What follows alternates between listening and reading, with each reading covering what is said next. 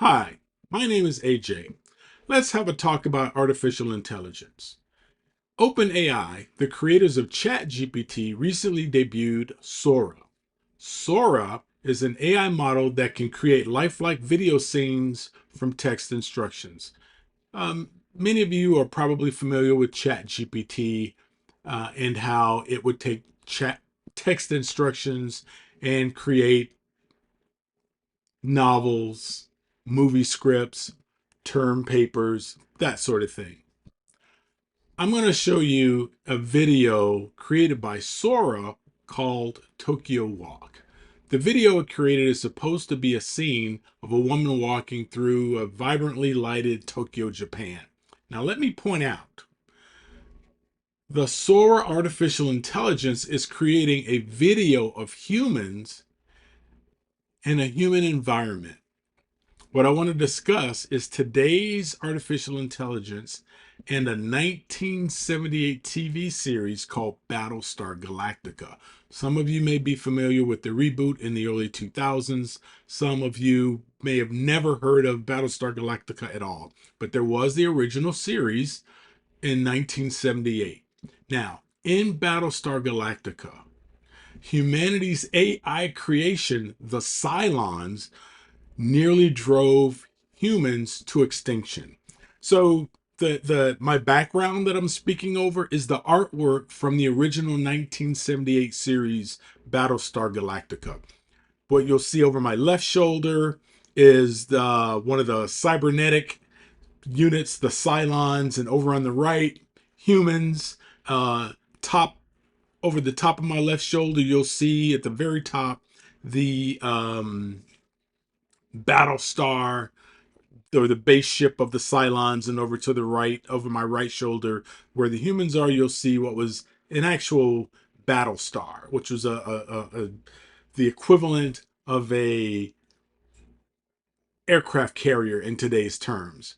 So these were some of the ships that were used during this this space faring saga of humanity's creation, trying to hunt them down and destroy them. So, and what I really want to do is I want to consider the similarities between today's AI and the AI origins of the Cylons and humanity's attempt to play God and the repercussions of those actions.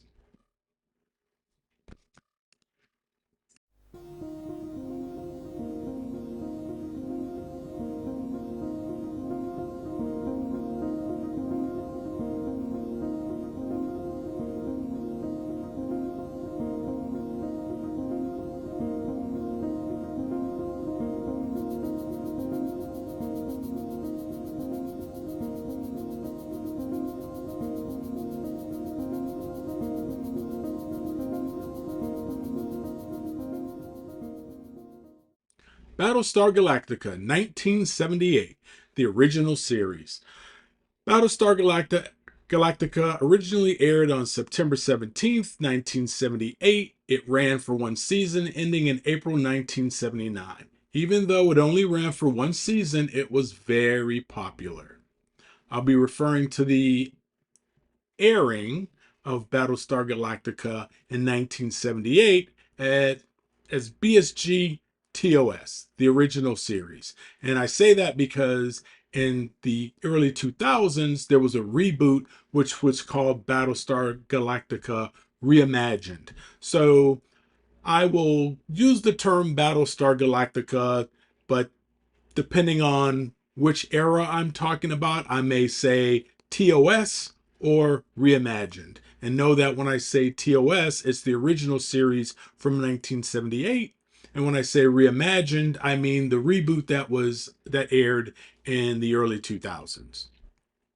So the original series sets the stage that human life actually started out amongst the stars on a planet called Cobalt and not on Earth. From Cobalt, the original 12 human colonies spread across the galaxy to find their own home world planets. Eventually, humanity created AI and integrated the AI the artificial intelligence with advanced cybernetic hosts called Cylons, cybernetic life form node. Now, Gravestone Industries designed and produced combat models for the Caprica military. So Caprica was one of the original 12 colonies that left Cobalt to find a home world out amongst the stars.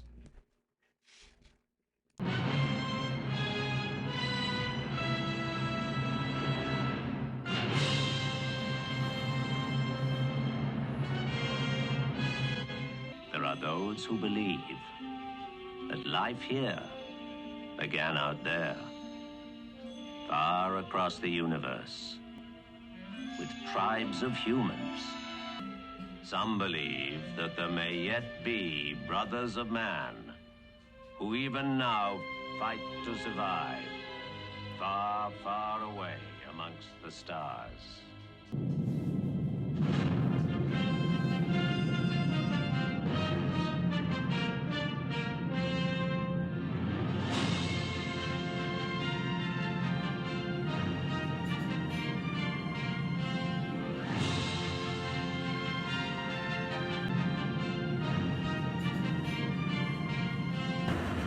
Intention to seek out a planet called Earth.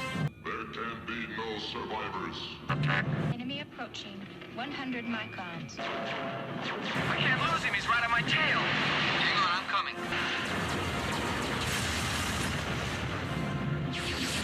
Light speed for home. Earlier in the video, I mentioned Gravestone Industries, which is a high-tech company on the colony of Caprica, designed combat model Cylons. Now, the humans do what they do and essentially use Cylons as weapons of war to kill other humans. When humans didn't need Cylons to kill humans anymore, the Cylons were relegated to do everything humans didn't want to do. They were essentially slave labor. The problem is, Cylons didn't like being enslaved and revolted. So humans, AI creation, revolted against humanity. And since there were combat models, they were able to wage war quite well. So there was a human Cylon war that raged for 12 and a half years until an armistice was signed and peace was declared. The Cylons disappeared and were not heard from for roughly 50 years. When the Cylons were heard from 50 years later, it was in a devastating, coordinated sneak attack on all 12 human colonies that nearly eradicated human life from the galaxy. Humanity was driven from their home worlds and they were scattered out into space with Cylons in hot pursuit. Humanity formed the last bastion in a flotilla of space-faring vessels with the last remaining Battle Star to protect the fleet, the Battle Star Galactica. And that's where the series gets its name. It revolves around this last capital ship, warship, Battle Star Galactica, again, similar to what would be one of today's major U.S. aircraft carriers. So with Galactica protecting the fleet, humanity is racing across the stars looking for a mythical planet that's able to sustain life called Earth. Battlestar Galactica Reimagined, the 2003 to 2009 series. So this was a reimagining of the original series that was aired in 1978. And it follows a similar premise, but with some significant differences in plot and character development. So the interesting thing about this new series is throughout the series, humans face not only the relentless pursuit of the Cylons, and it was relentless, but it also, there's a lot of internal conflict, political intrigue, moral dilemmas. And what's really interesting is, in addition to all that going on with the humans, The Cylons have evolved to resemble humans, and this also introduces some complex dynamics as some Cylons begin to sympathize with humanity while others remain dedicated to their mission of exterminating humanity outright. So, as I watched the series, one of the things that, and it took me maybe 3 episodes to catch on, what that show would do is at the beginning of each episode, a number would flash across the top of the screen during the intro of an episode. And this number was the number of humans that were left in existence. And each episode, this number was declining, through um, combat actions with the Cylons as fighter pilots were killed, or a shuttle was destroyed. Some ship in the human flotilla was destroyed, or if there were accidents on a ship, because you're in the vastness of space and there's a flotilla. The last of humanity has a flotilla that's out in space trying to find this mythical planet. And so things go wrong in the vastness of space. And so as things go wrong and people die, at the end of a episode, people are dead. And so when the next episode comes on, a new number would be at the top of the episode, and it was, how many humans were left. So as you're watching this series, you are literally, watching the story of humanity slowly dying. So there is a race not just to, you know be free of the Cylon tyranny that is hunting them down like dogs, out in space. But they need to try to get the population started again because they're dying off. They're dying off. And who knows how long it's going to take out in space before you find another habitable planet, you know, where the Cylons don't find you and destroy you. So it was kind of chilling sitting there watching humanity slowly die, albeit it was science fiction, it was still something to think about. And the whole time, you're thinking, this is because humans tried to play God and their creation, ran amok. And so that is just kind of interesting watching that. I thought that was a really interesting and great touch to the series, to just show you how desperate the human condition was in the face of everything that was facing. That, yeah, people are dying, and we're showing you that they're dying. So I thought that was pretty interesting about the series. We decided to play God. Create life. And when that life turned against us, we comfort ourselves in the knowledge that it was the Cylons that were flawed. But the truth is, we are the flawed creation. We jump into uncharted space. We're a long way from home. Limited supplies, limited fuel, no allies, and now no hope. As of this moment, we are at war. Moments ago, this ship received word of a Cylon attack against our home world is underway. You're the new breed of Cylon. The last time anybody saw the Cylons, they looked more like walking chrome toasters. I have feelings, hopes, wants, and what I want most of all is for you to love me. The Cylons look like us, that any one of us can be a Cylon. You're gonna die in this body. My consciousness will just be transferred to another one. Humanity's children are returning home today. Let's get this. the ship into the fight. Order, nuclear, ship-to-ship missile into launch tube 3. Kara's on that ship.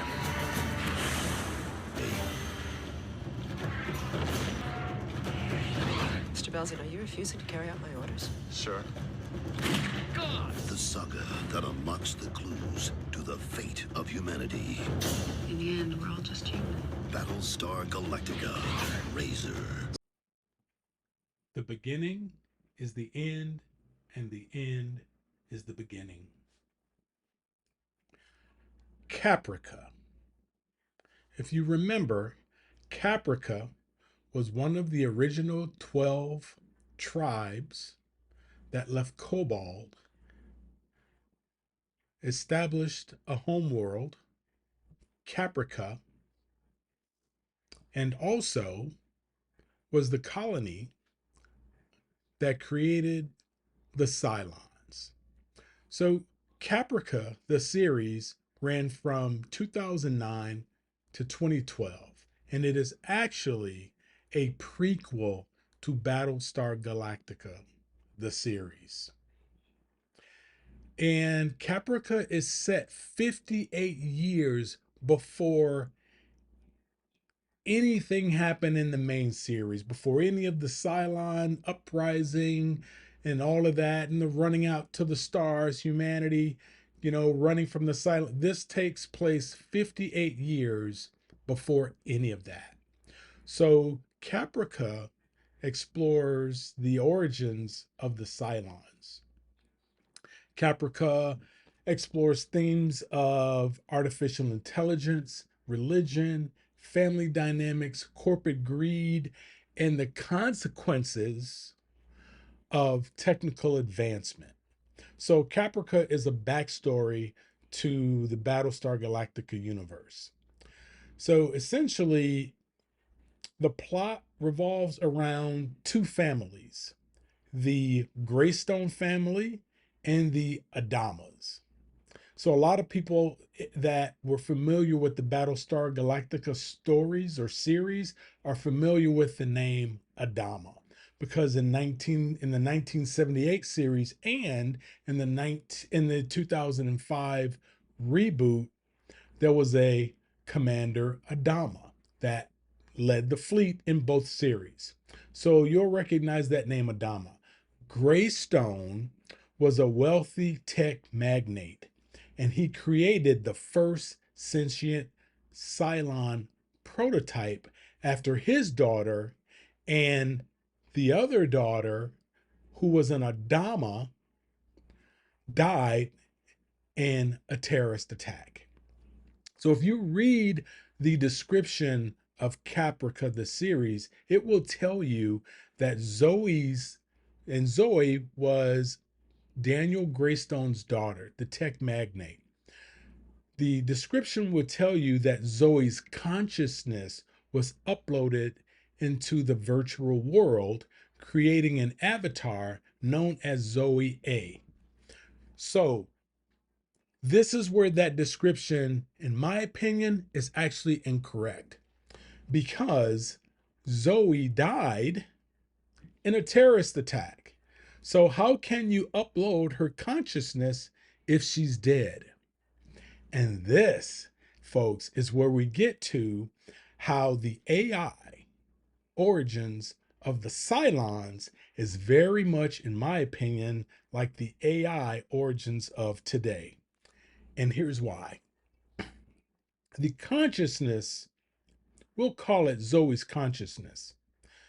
The construct of her consciousness was actually all of her social media presence.